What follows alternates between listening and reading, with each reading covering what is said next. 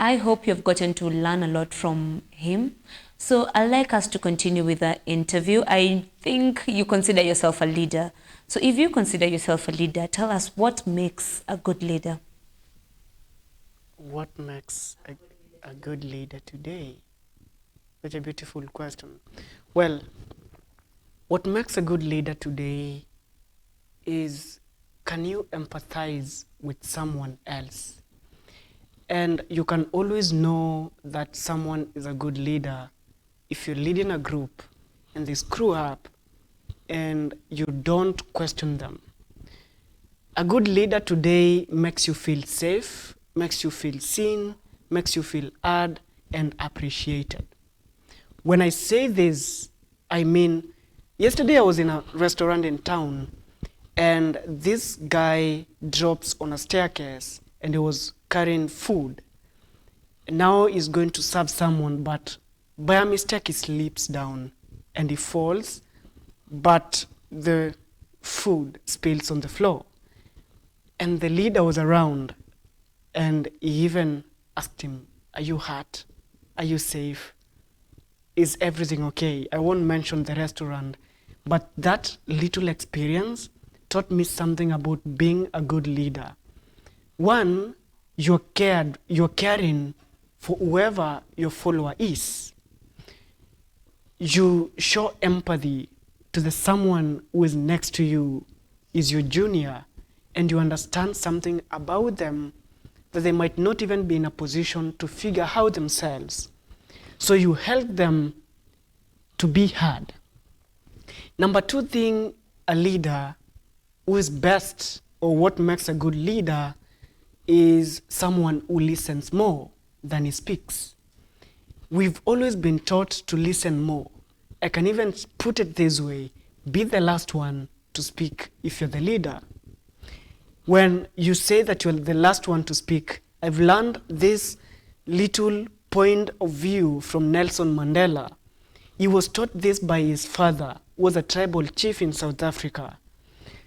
Nelson Mandela always said that when the dad was meeting the other elders, they always sat in circles. That points out the point number one about being seen, heard, and appreciated. So you can always listen to every other person and they give you a point of view.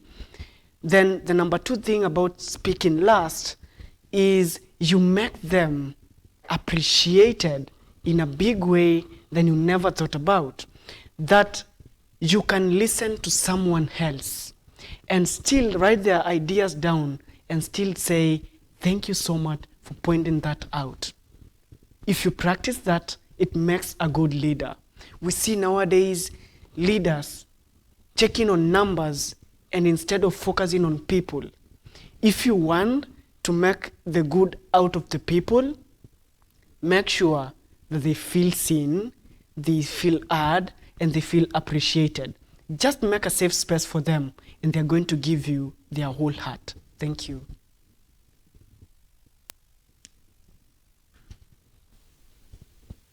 Interesting. Thank you.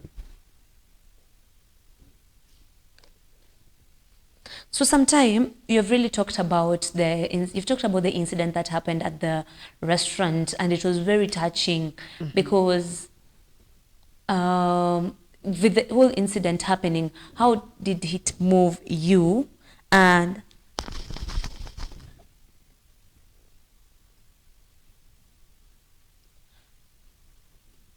from the whole incident in the restaurant, of the waiter who happened to fall and the leader who actually took an initiative to actually appreciate or even help this person. When you were seeing this incident, how did it make you feel? What emotion was moved inside of you? Any moment I see a leader put the other person first, it makes me resonate with them. Okay, this particular person is not just working for me, is making a life out of whatever I've given him to practice. And in this big way, in a big way, it makes me feel like a human being. We are always human beings before the status, before the positions, and before any post. that you're posted to lead. When you focus on growing people, it makes it easier for you to grow and advance to the next phase or the next step of your organization. The work of a leader is not to be in charge, is to take care of those in their charge. You take care of someone who takes care of the other person who takes care of the organization. I can say this without fear, that restaurant, the leader is always there to even ask you, how is the experience today? Are you comfortable being here? Have you been served? How was the service? Because through that reflection, they are able to focus more and give something beautiful to the next person who is going to come to the restaurant. And through that, the network grows. And in a big way, it changes literally everything around you. That you don't just push people to the edge, rather you help them to make the best out of them in their lives. Thank you. Interesting, amazing. Thank you so much for that insight. And I really am seeing that you're really giving us the pointers which so many people should focus on helping one another, not ignoring, not hurting one another, not disappointing each other. That is very, very interesting. So please tell us how you get to balance your work life and also on a daily basis. Wow. I've not been asked this particular question for a while, and to me, I don't really have a work-life balance, but I know how I usually balance my day, every single day. So number one thing is I usually start my day with some achievements. An achievement is like making my bed neatly done like an army soldier. Then after that, I pray and I meditate a bit. I think about what next should I do. But just before I sleep on the previous day, I usually have everything figured out. Tomorrow when I wake up, I will be doing this and doing this and doing this. When you work on a clear purpose, the world doesn't respond to blurry requests. So you should always be in a position to say, I want to do this. So for me, I start a day with an achievement. They are my non-negotiables. I must make my bed. I must make my house neat.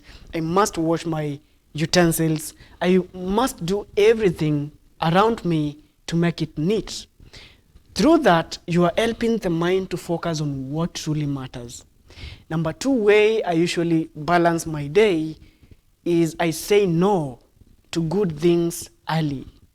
When I say saying no to something that is good early, I don't want to overwhelm my calendar. I want to focus on one thing at a time. Like for today, Katie asked me yesterday if I will be in a position to show up to the show today. And I checked, okay, on a Wednesday, I usually focus on training my team in the evening every single Wednesday. And I did that in the mid-morning, just before transitioning to this one. So I can focus on training them in the mid-morning. What am I going to speak to them in the evening after the show? Then in the afternoon, I'll be showing up for Kate's show so that we can speak about leadership and get everything on board. If it was so close to my deadlines, I would not be in a position to show up to your show. I could just have said no, because today I'm doing 1, 2, 3, 4 things. Then the last thing that I usually focus on is a strong support system. Someone who could tell you, okay, today my VA, virtual assistant, must remind me we are going to do this and this and this. And just before the idea comes, maybe it is an event that is going to pay you so much, but you had not scheduled for it. It is going to help you in a big way understand that you should not be there at that time. You should focus on something else. Yeah, I think that makes me balance everything for me every single day. Wow, Yeah. that is so nice. And I'm really getting to understand your thought process, the aspect of waking up and making sure your environment is clean. That is super, super interesting. And let me ask this as a banter. I will assume if you're taking all these initiatives, you're not married or you don't have a spouse who's helping you carry out all this. How old do you think I am? If I may ask, how old do you think I am? I wouldn't even give it a guess at the moment. Okay, I found my purpose at 17 and I published my book at 21. So I'm just like slightly below 25. And I don't have all these things all together figured out, but I just know that when you understand your purpose, or rather if you know the why, the how becomes easier to achieve. And you're not going to be stuck on the journey because you know the level of focus, you know what must be done and what truly matters to you. And any moment you start thinking about all these things together, everything starts to fall into its place seamlessly, without fights, without struggle, and you focus on the things that could bring change into you. You just like need to make up your mind as neat as it can, because that is what it reflects on the outside. The mind is like a garden, and that garden, whatever we harvest is whatever we see from outside. Thank you.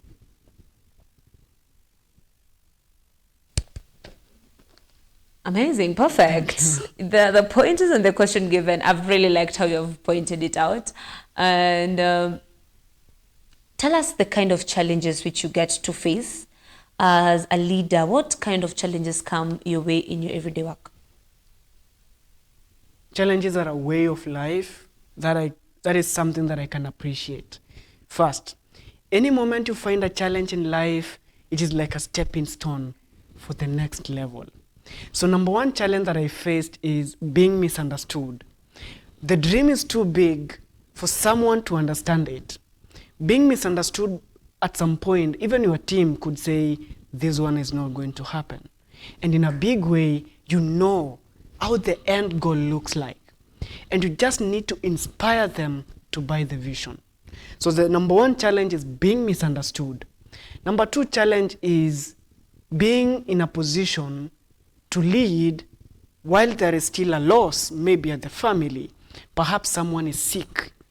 You must show up for your team or the people that you lead every single day, and still while focusing on the family. So you need to you need to balance. And how do I come out of this particular challenge where I find it hard to lead and still operating from a loss point of view? I delegate some tasks to someone who is below me, and now I show them, okay, after this particular step, this is the step that you need to go into, and after doing this, you need to do this. You need to reflect on this particular point. Did it reach to the people to the point where every single thing drove the idea home? Is it in a position to bring change to someone else? So you just like delegate the tasks. You cannot be everywhere as a leader. And if you must be there every single day, then there are some classes of leadership that you've already missed. And I think I can onboard that particular person to my one-on-one trainings about leadership. Thank you.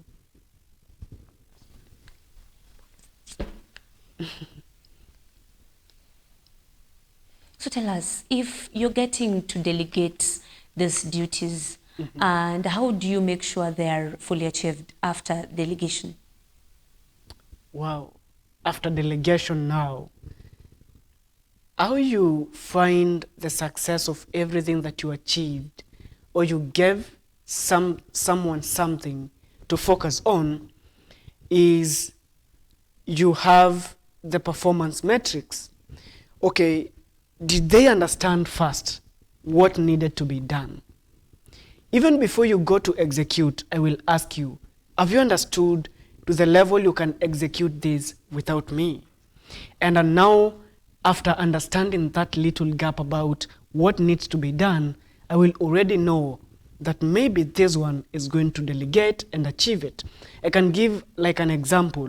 I usually work closely with Daniel. Daniel is someone who wants to get to the level I am today, and I sit with him every single week to discuss, okay, what was achieved last week? Was it appreciated? Did it go well?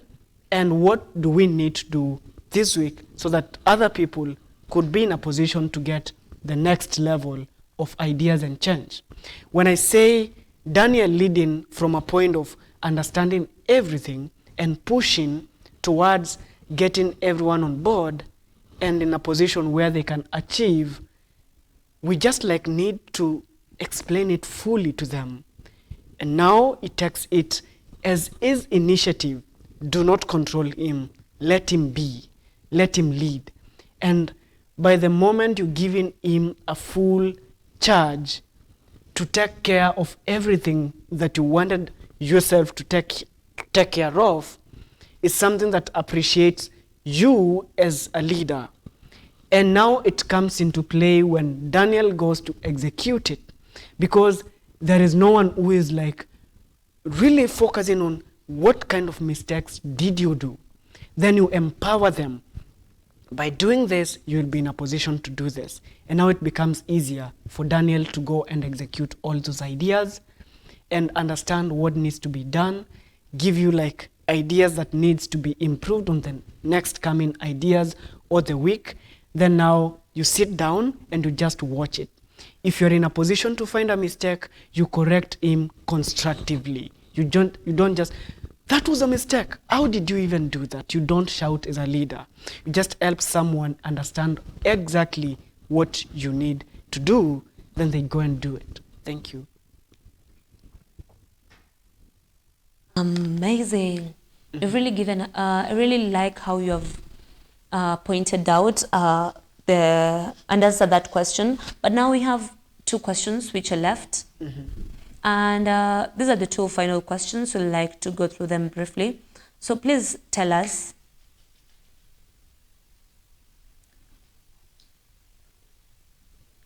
how do you get, or what habits do you think can help people stay inspired and focused? Number one, habit as a leader, you need to focus on what does it count for you to lead yourself first. They say leadership is 70% self. And if you cannot lead yourself, every kind of leadership will fail under you. Then number one habit is you master your self-awareness. What are my strengths as a leader? What are my weaknesses as a leader? What are my triggers as a leader? How do I make sure that I become the best version of myself first before I even push towards getting to understand someone else? Am I in a position to understand my staff and the things that I want to do every single day? That is number one habit, because you stack it every single day. The number two thing as a leader, you must be knowledgeable. You must read. You must get to write. You must sit down and meditate. Because if you don't have something to say, how are people going to understand you? They cannot even understand your vision. So you need to practice the aspect of reading and being knowledgeable of what truly matters as a leader. How do I lead my team? How do I get everyone overboard? How can I make sure that everyone feels safe around me? When you read and understand, you are in a position to interact with the highest thinking of that person's ideas as an author, and they are going to move you to becoming the best version of a leader that we will ever see. The number three thing, how to make the best leader, is valuing others. What are your values? Can you be trusted as a leader? What are your values? It is a habit that you practice every single day. Do you take ownership for your own position, for your own ideas and your own life that you sit every single day? Can we trust you when you say we're going to do this? Can you be in a position to be responsible for every mistake that you do? And are you in a position to be accountable for every mistake that happened when you are in that particular level of leadership? Because at the end of the day, a leader takes ownership, a leader is responsible, and a leader is accountable for everything that happens within the organization and even on their own life. Thank you. Wow. It is like I am speaking to my younger self. And the advice I could ever give someone who wants to become a leader, this is what I would tell them. Spend less time pretending to be who the world wants you to become, but be thoughtful, be patient, be intentional as you become that kind of a leader. Leadership is mastery of self. Take time to understand who you are before you even lead someone else. And as a leader, you need to understand clarity of purpose. What is your purpose when it comes to leadership? The number two thing is, what is the vision? Where are we going? Because if we don't have a vision, we're going to just like scatter. If we can't see where we are going, we will never get there. It is just like a GPS location. If I was coming from town and maybe pick my cab to this particular place, I know I'm going to Ishara House for the show at Science TV. If you're a leader and you're in town and you don't know where you're going, you will be lost. You'll be swayed. You'll be in a position to not understand what needs to be done. And I think that would be my great advice. Spend less time pretending to be who the world wants you to be, but take time, be patient, be intentional as you become that kind of a leader the world wants you to see. Thank you.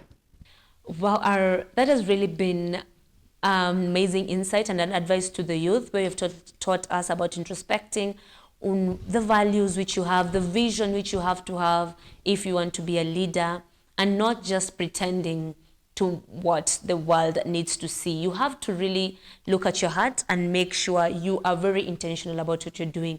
And I really hope you've learned a lot from the show today. So please give us your social media handles, or if any of my viewers wants to connect with you, where can they find you, or how can they even connect with you directly?